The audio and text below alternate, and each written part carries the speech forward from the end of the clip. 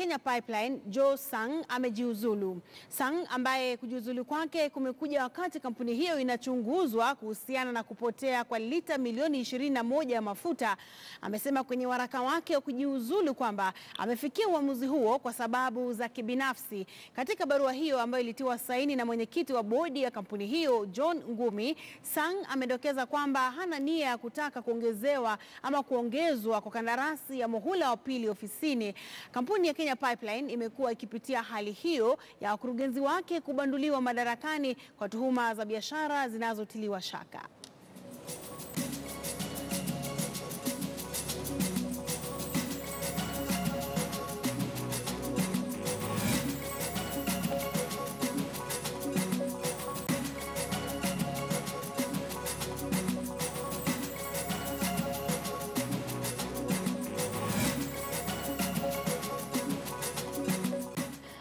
Na serikali ya Ujerumani imetoa msaada wa euro milioni 300 kwa vyuo vikuu mbalimbali barani Afrika kufanya utafiti ambao utahakikisha utoshelezaji wa chakula barani Afrika. Haya yalibainika katika kongamano la kimataifa la Afrika na wahisani huko Naivasha. I think Africa has very good prospects of feeding its population if we can make a closer linkage between the scientists, particularly also the scientists in the many African organizations that we have, and the different fields of action, be it practical agriculture, be it private entrepreneurs, be it policy makers. We all know that in Kenya, for example, we are losing almost 40% of anything that we harvest because of the way that we manage the storage systems, the transport system, the logistics around this food, and especially for the crops, the vegetables and the fruits.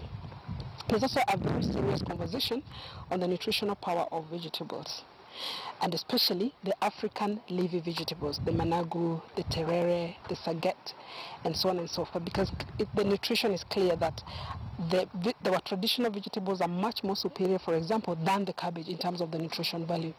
So this, I would say, is, like it says, a Pan-African movement towards a food-secure Africa that offers practical solutions to what we can do for ourselves with our researchers. Na washikadau kwenye sekta ya usafiri wanatakiwa kuzingatia kwa makini afya ya madereva wao kama njia ya kuhakikisha kwamba usalama wa mali na maisha vinaokolewa. Haya ilisemwa kwenye kongamano lililowaleta pamoja wadau kwenye sherehe ambayo iliandaliwa na shirika la Pioneer Road Safety kwa ushirikiano na mamlaka ya usalama barabarani nchini NTSA.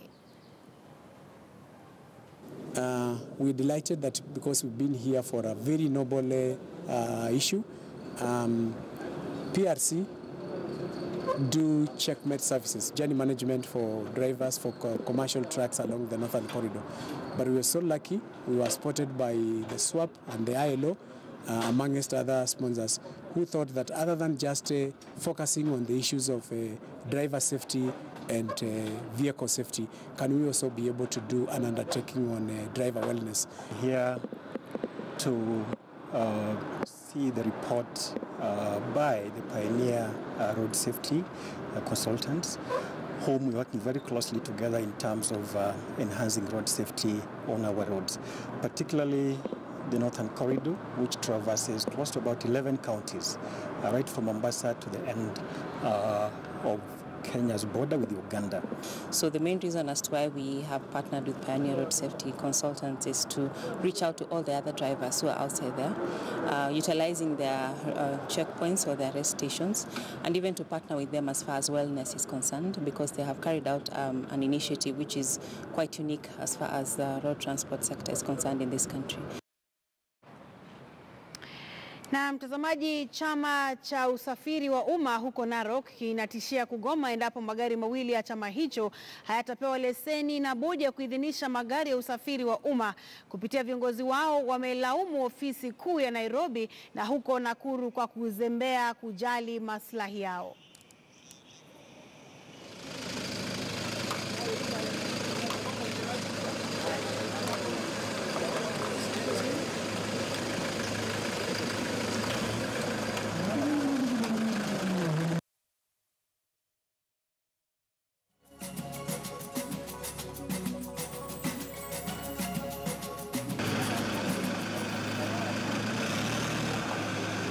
Tumekuwa kwa hiyo sako kwa miaka I think 10 years.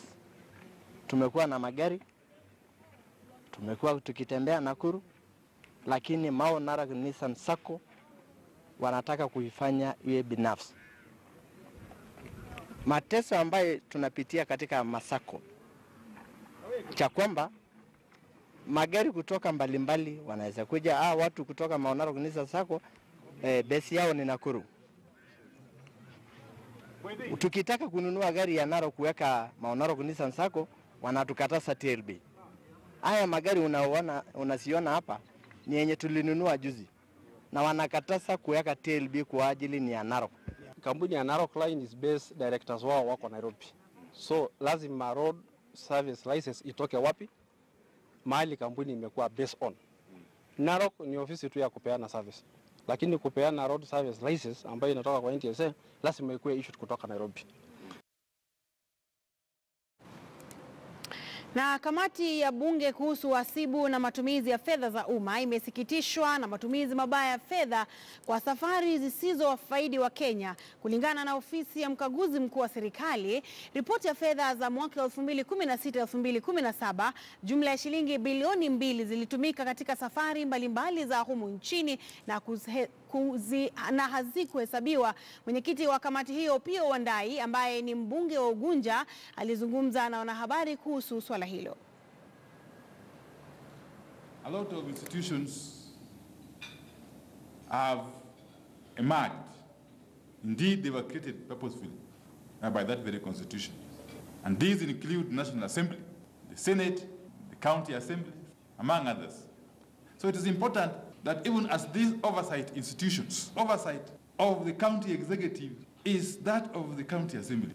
And if the county assemblies have got problems of capacity, then as a country we need to address that problem squarely and head on, so that the Senate can continue to do its work, which is of course to protect the counties and their governments under the Constitution. How comes as citizens or as taxpayers we can continue to pay tax religiously, and yet we allow a very small fraction of the populace to misuse these taxes? Firstly, ensure that the oversight institutions are working optimally, they are capacitated adequately, and they are operating transparently. And secondly, ensure that these audit reports, once they are examined by the assemblies, the county assembly, the national assembly, that proper recommendations are derived and that follow-up actions are taken against those recommendations. Na huko Samburu, watu ambao wanaishi na ulemavu wametakiwa kupokea elimu na ujuzi katika taasisi mbalimbali ili kujitosheleza kimaisha. Persons with disabilities within our county are not covered. And we know that National Council is able and they are doing marvelous work in our county. And we request for more persons with disability, with severe disability, to be captured, so that at least we reduce the stigma of disability in poverty. Tunataka special bursary ya disabled. Tuliongea kwa assembly, tunaongea na mawaziri hiyo education. Sasa tunahitaji hiyo wafanyike vile natakana. Ningependa pia kuambia walemavu wenzangu, vijana, ya kwamba tuamuke tuendeni shule, tujisome, ili usome upate kujitegemea baadaye. Serikali ya national wanapeana bursaries ya university, colleges na hata secondary. Tujitokeze. Mimi mwenyewe nilikuwa I'm a product of National Council. Nilipata pesa ya National Council nikiwa mlemavu, na nikapata pesa Laikipia University, na saa hizi nachukua diploma in community development. Na kanisa Katoliki la Holy Family parokia ya Kiembeni huko Mombasa liliandaa tamasha za kuwaleta pamoja waumini wa matabaka mbalimbali ili kutoa hamasa ya utangamano baina ya wanadamu. Paroko wa kanisa hilo Reverend Vincent Alicho alisimamia tamasha hiyo ya Jumapili yenye kauli mbiu Healing Our Tribes, ikiwa ni njia moja ya kuwakumbusha Wakenya kwamba ukabila hauna nafasi katika mafunzo ya Mwenyezi Mungu.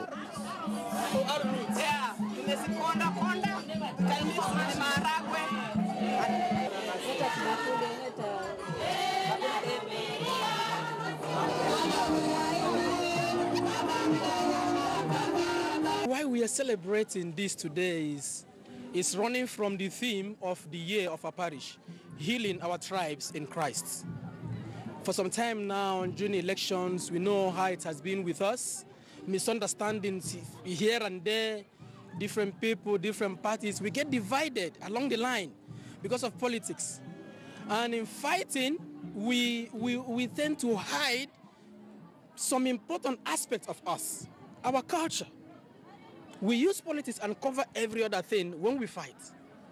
And that which is supposed to unite us, we neglect. We are united in diversity. We cannot finish tribalism by refusing to talk about our cultures, our tribes. It's by appreciating each other. Each community can help each other. Each community in this country, each tribe in this country has a role to play. It's when we are different, but we know why our people behave in a different way. That's why it was important for us to showcase our cultures. It's a journey that we started way back during the Lent period with a theme that was formed by our parish priests, healing our tribes. And we thought if we heal our tribes through our culture and also tradition, it will actually show our politicians that they should not and never again divide us politically. Profesa Patrick Kafu ni msomi wa kutajika katika masuala ya taaluma ya walimu. Msomi huyu anasifiwa sana na walimu ambao walipitia mikononi mwake katika vyuo vikuu vya humu nchini, na si mwalimu tu darasani bali pia katika nyanja ya kilimo mashinani. Tulimpata katika shamba lake huko Mumbu, Kitale, akishirikiana na mkewe Bi Grace na Mikoye Kafu, wakishirikiana kwenye kilimo cha mmea wa sunflower, ambapo kwa sasa wao ndio wauzaji wakuu wa mafuta ambayo yanatokana na zao hili katika eneo hilo.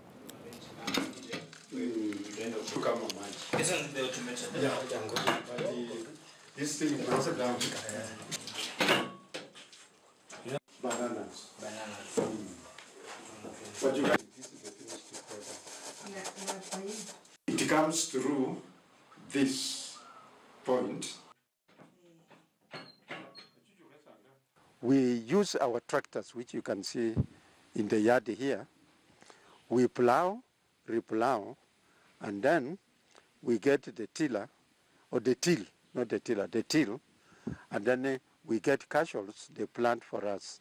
Now, what we do, we use normally DAP fertilizers, and then we use graded sunflower seed, which we get from Kenya seed, and we weed this sunflower twice. First weeding, second weeding, then it matures. The beautiful thing about the sunflower growing, for me who was the apiary, is that when they begin flowering, the flowers actually become food for the bees, and also they supply the pollen required for making honey. When we process, we get oil, which in the first place comes out as crude oil. Then we filter it to come out as very beautiful oil for cooking. When we get the oil, we normally have two markets. We have the local market, which is easily available in the neighborhood. People come and buy this oil at the rate of 300 per bottle of 500 milliliters, or a 5 liter can, which we sell at 1,200. And then the other market is outside the local area, and these are the supermarkets in Bungoma, Chwele, and even Kimilili. Na mtazamaji, katika marudio ya makala ya Teknohama, makala ambayo hukujia kila siku ya Jumatatu, mwanahabari wetu Willy Lusige ameangazia makala ambayo yanahusu somo la hisabati kwa kutumia programu maalum, na katika muda usio mrefu mtazamaji tutarejelea taarifa hiyo. Lakini kwa sasa tuangazie taarifa ambayo ni ya hivi punde, ambapo mkurugenzi wa kampuni ya Kenya Pipeline Joe Sang amejiuzulu. Sang ambaye kujiuzulu kwake kumekuja wakati kampuni hiyo inachunguzwa kuhusiana na kupotea kwa lita milioni 21 ya mafuta, amesema kwenye waraka wake wa kujiuzulu kwamba amefikia uamuzi huo kwa sababu za kibinafsi. Katika barua hiyo ambayo ilitiwa saini na mwenyekiti wa bodi ya kampuni hiyo John Ngumi, Sang amedokeza kwamba hana nia ya kutaka kuongezewa kwa kandarasi ya muhula wa pili ofisini. Kampuni ya Kenya Pipeline imekuwa ikipitia hali hiyo ya wakurugenzi wake kubanduliwa madarakani kwa tuhuma za biashara ambazo zinatiliwa shaka.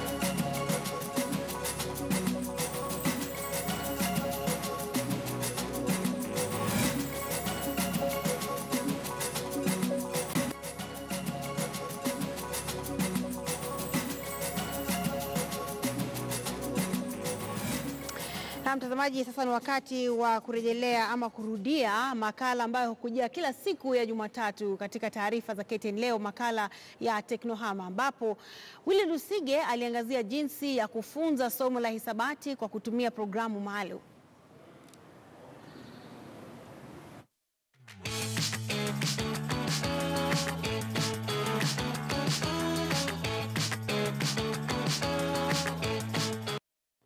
Hisabati ni mojawapo ya masomo yanayoonekana kuwatatiza zaidi wanafunzi. Lakini sasa upo mwamko mpya baada ya programu ya kwanza ya kipekee ya kufunza hisabati kwa kutohitaji kuwepo kwa mwalimu almaarufu D-School Math Academy kuanzishwa nchini Kenya. Watoto wengi katika Afrika wako na math phobia kwa sababu walimu tena wako na math phobia. So walimu ambao mostly wana handle hesabu, most of them is that hawakupewa ile skills nyingi ya kudeliver mathematics. So hii program inatumia cartoons na games na inadeliver math katika environment ya kama mtoto anafanya kazi. Programu hiyo ya simu na tarakilishi inalenga kuboresha jinsi wanafunzi wa darasa lolote wanavyojifunza hisabati kwa urahisi, na kwa kuwa ina uwezo wa kutambua mapungufu ya kila mwanafunzi katika uelewa wa somo hilo. Kama class 1 au grade 1, hawa watoto wote program inaanza kwa assessment, kujua kila mtoto ako level gani, na wote watakuwa grouped depending on vile wata score kwa assessment. Kila hatua anayopiga mwanafunzi anatuzwa kwa kulipwa hela anazozitumia kujinufaisha mwenyewe. You get money and you also get stars. You can buy new stuff in the avatar shop. New tops, trousers and shoes. Jukumu la mwalimu linasalia tu la kufuatilia pembeni kupitia kwa simu ya rununu jinsi wanafunzi popote walipo wanavyoendelea kupanda ngazi na kufahamu viwango mbalimbali vya uelewa wao. Anaweza ona aseme huyu Mary haconcentrate, nini mbaya? Atatembea kwa ile deski ya Mary na aone ni mahali gani Mary ana upungufu. Every day mwalimu anapewa progress report ya kila mtoto katika darasa. Ikiwa wanafunzi wafanyi vizuri, mwalimu wa darasa hilo hulazimishwa na programu hiyo pia kufanya zoezi la lazima kutambua ikiwa yeye ndiye chanzo cha wanafunzi kutomudu somo. Programu ina design assessment ya mwalimu so that mwalimu aende through assessment ndio arudi kufunza hawa watoto bora. Kwa kuwa haihitaji mwalimu darasani, wanafunzi wanafurahia mtagusano wao na tarakilishi bila ya uoga. In some places there are some videos which can watch to help you understand. program helps you learn at your own pace. So you don't do the one size fits all. And it's also fun because it uses animated characters as your teachers. Wazinduzi wanatarajia kuisambaza katika mataifa mengine ya Afrika Mashariki. Licha ya changamoto ambazo wanafunzi wamekuwa wakipitia kusoma hesabu, sasa wameweza kupata suluhu kupitia programu hii ya D-School Math Academy. Wanaweza kujifunza hesabu na pia kuweza kutuzwa. Willy Lusige, KTN News, makala ya Teknohama.